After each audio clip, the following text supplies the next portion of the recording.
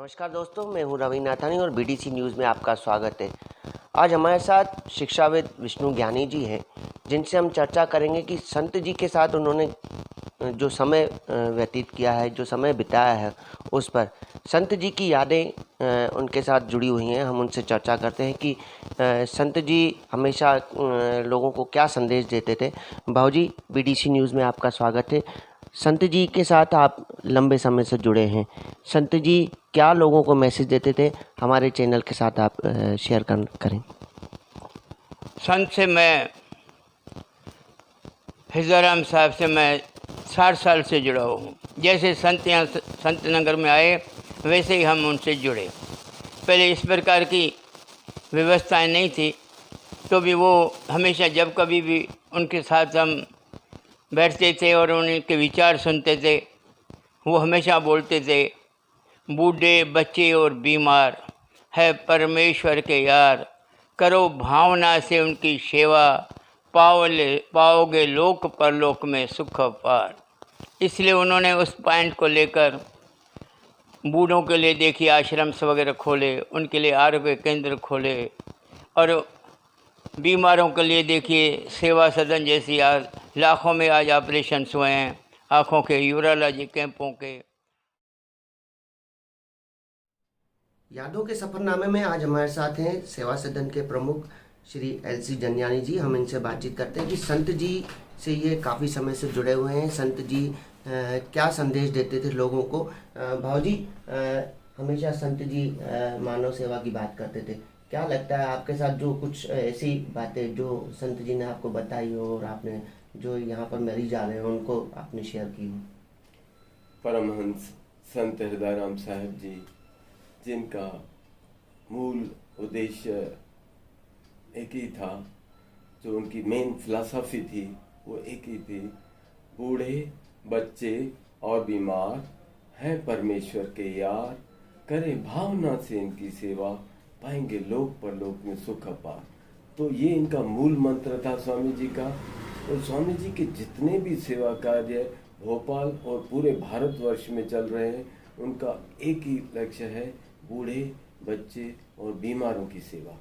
क्योंकि स्वामी जी बोलते थे कि जब बूढ़ा आदमी होता है, संसार से दुखी होता है, बस परमात्मा को याद करता है 24 घंटे, तो उसकी सेवा जब हम करते हैं भावना से, दिल से, प्यार से, प्रेम से, तो उसके अंतर मन से ऐसे आशीर्वाद निकलते हैं जो हमारा जीवन संवार देते हैं।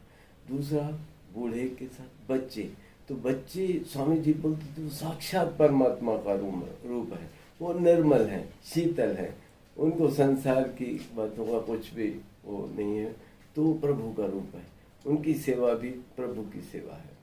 और बीमार जो है वो तो बेचारा पहले दुखी है, तो जब बीमार होता है तो उसको प्रभु ही मन में बसते हैं।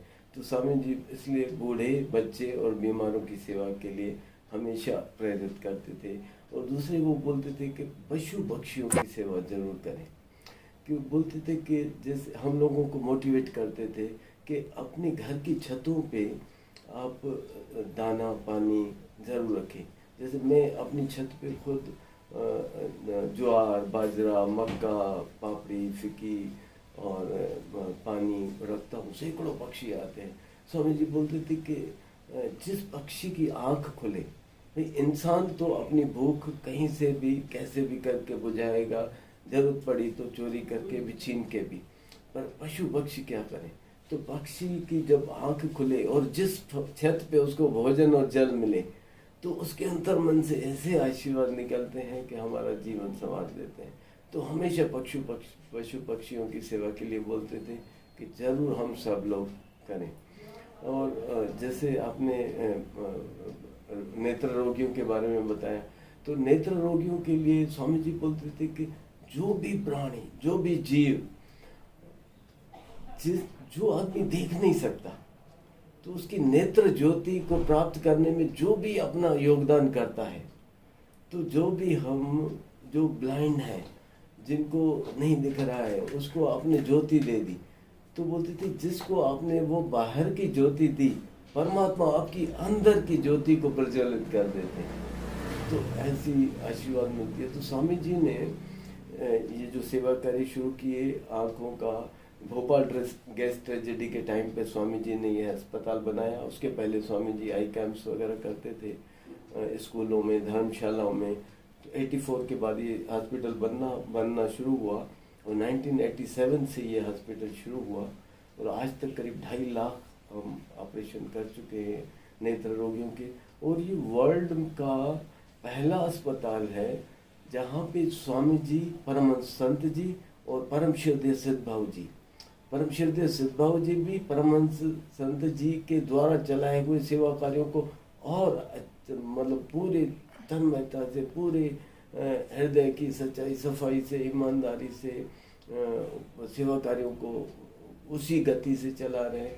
स्वामी जी बोलते थे कि जो मैं कार्य कर रहा हूँ उसको गति सिद्धभाव जी देंगे। तो सिद्धभाव जी के आने के बाद कार्य और बहुत बड़े हैं, सेवा कार्य बड़े हैं।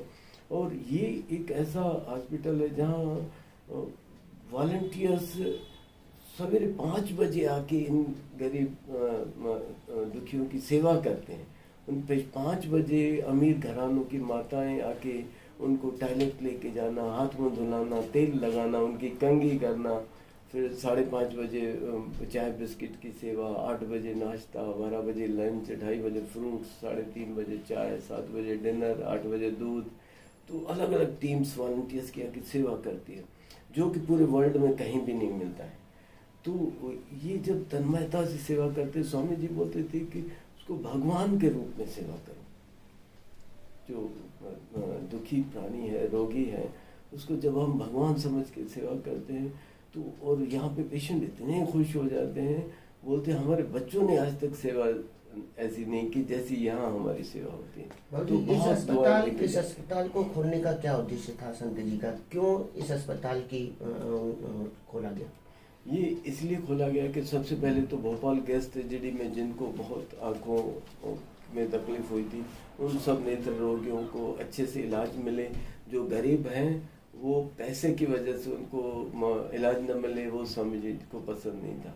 तो इसलिए बोलते थे गरीब रोगियों को निःशुल्क इलाज हम दें, निःशुल्क ऑपरेशन करें, और जो समर्थ हैं उनको भी कास्ट टू कास्ट में हम ट्रीटमेंट अवेलेबल कराएं। क्योंकि सब जगह आप देख रहे हैं कि इतनी हेल्थ सेक्टर में लूटमार मची हुई है।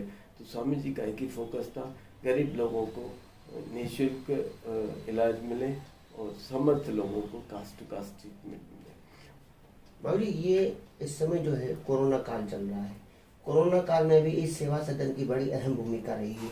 वो किस तरीके की भूमिका रही, किस टाइप से लोगों की सेवा की गई वॉलंटियर्स की तरफ से, या संत जी का जो संदेश था, क्या इस काल में उस संदेश को सार्थक किया गया? बिल्कुल किया गया, क्योंकि परम श्रद्धेय सिद्धभाव जी के भी हृदय में वही स्वामी जी की वाली भावना है। तो एक दिन भी उन्होंने सेवा सदन को बंद नहीं किया। इवन लॉकडाउन पीरियड में भी इमरजेंसी सर्विसेज चलती रही और हर रोगी को बराबर इलाज मिलता रहा। और आई के सिवा भी सिद्धभाव जी ने, क्योंकि इतने गरीब लोग जो लॉकडाउन हो गया था, जिनके रोजगार रुक गए थे, वो बेचारे कहाँ से खाएंगे। तो सिद्धभाव जी के आशीर्वाद से यहाँ पे लगातार भंडारा चलता रहा, करीब 2 महीने तक पूरा भंडारा चलता रहा। नगर के हर झुगी झोपड़ी एरियाओं में दूर दूर तक सिद्धभाव जी के आशीर्वाद से भंडारा पहुँचा। और इवन जो मजदूर बेचारे जो मुंबई से, सूरत से कहाँ भटकते हुए जो यूपी की तरफ, बिहार, कलकत्ता की तरफ जा रहे थे, उनके लिए ट्रेनों पर जो बाय रोड जा रहे थे, उनके लिए भोजन की व्यवस्था, चाय की, बिस्किट की व्यवस्था, पूरी व्यवस्था, पानी की व्यवस्था, वो सब चलती रही। भाव जी, संत जी से आप लंबे समय से जुड़े हैं, ऐसी कोई बातचीत जो हमारे चैनल के साथ आप शेयर करना चाहेंगे, जो संत जी ने आपको बताई हो? स्वामी जी, जैसे मैंने स्वामी जी की मेन फिलॉसफी बताई आपको, बूढ़े, बच्चे और बीमार हैं परमेश्वर के यार, करें भावना से उनकी सेवा, पाएंगे लोक परलोक में सुख का पार।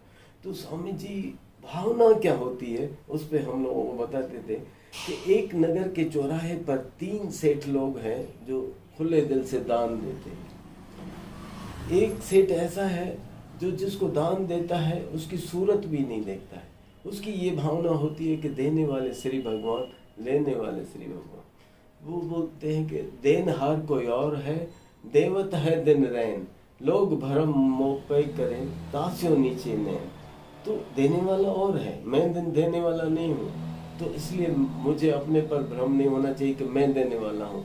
और जब मैं उसकी सूरत देखूंगा तो मैं ये उम्मीद भी करूंगा कि कल को मुझे मिले तो कम से कम नमस्ते करें।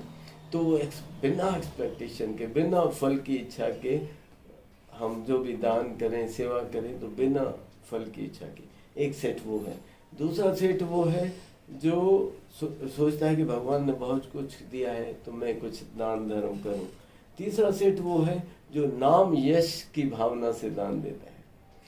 तो जो नाम यश की भावना से देता है, तो ये दुनिया ऐसी है कि जिसको हम दान देते हैं ना, वो हमें ऑब्जर्व भी करता है।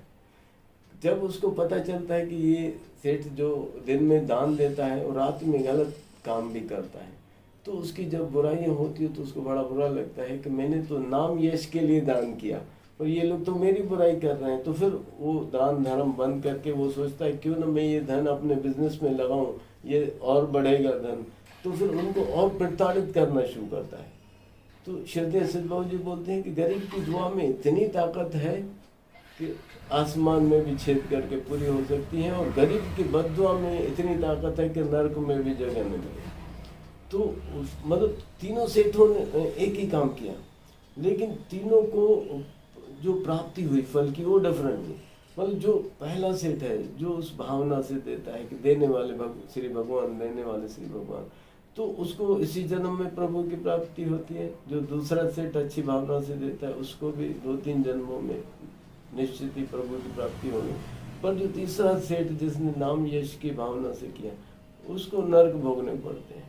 तो काम तीनों ने एक ही किया पर फल अलग अलग मिले। तो स्वामी जी और सिद्ध बाबू जी बोलते हैं कि जब भी सेवा करो तो भावना से करो और वास्तव में नीडी की सेवा करो। स्वामी जी एक हमें कहानी बताते थे कि एक राजा को कोढ़ था, तो राजा ने बहुत इलाज किया पर कुछ भी फायदा नहीं हुआ।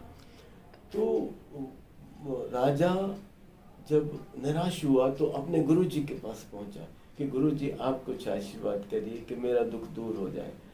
तो गुरु जी ने बोला कि भाई कुछ परोपकार के कार्य करिए, किसी न किसी गरीब की दुआ से आपका दुख दूर हो जाएगा। तो राजा ने कई परोपकार के कार्य किए, लंगर चलवाए, कुएं खुदवाए, धर्मशालाएं बनवाई, बहुत की, पर फिर भी कुछ फायदा नहीं हुआ। 6 महीने बाद वो फिर गुरु जी के पास आए, गुरु जी आप कृपा करिए। तो गुरु जी अपने साथ लेके उनको निकल पड़े और एक जगह से निकल रहे थे तो एक बच्चा रो रहा था। बच्चे से पूछा कि उसकी माँ से पूछा कि बच्चा क्यों रो रहा है? तो बोले बच्चा इसलिए रो रहा है कि उसको लड्डू चाहिए, लड्डू मांग रहा है पर लड्डू खरीदने के लिए मेरे पास पैसे नहीं है। तो उन्होंने पूरा लड्डू की टोकरी खरीदी और उसकी माँ को बोला है कि माता जी ये इस देश के राजा हैं, ये पूरा लड्डू का टोकरा आपके बच्चे के लिए खरीदा है और इन्होंने खरीदा है, आप अपने बच्चे को बताइए कि ये सारे लड्डू आपके हैं, आपको खाने हैं। तो जो बच्चा घंटे भर से रो रहा था एक लड्डू के लिए, उसको जब पूरा लड्डू का टोकरा मिला तो उसने बोला ये सब मेरे हैं, मुझे खाने हैं और इन्होंने मेरे लिए खरीदे हैं। तो उनको बच्चे को इतनी खुशी हुई, जैसे राजा की तरफ देखा उसने तो राजा का कोढ़ उतर गया। तो स्वामी जी बोलते थे कि हम कई बार 10 लाख का दान करने से भी हमें वो प्राप्ति नहीं होती कि 10 रुपए के चॉकलेट लेके हम एक घर के बाहर खड़े होते हैं और जब बच्चे आते हैं हम उनको चॉकलेट बांटते हैं तो कितने खुश होते हैं और दुआएं देते जाते हैं। तो बोले 10 लाख के दान से उतनी वो प्राप्ति नहीं होती जो 10 रुपए के भावना से जो किया हुआ जो दान जो सेवा होती है वो जरूर फलीभूत होती है। तो हम निष्काम भाव से इन गरीब दुखियों की सेवा करें, निश्चित ही हम जो हमारा परम उद्देश्य है, हमारा मनुष्य जन्म प्रभु प्राप्ति के लिए हुआ है, निश्चित हम इसी जन्म में प्रभु को प्राप्त करते हैं।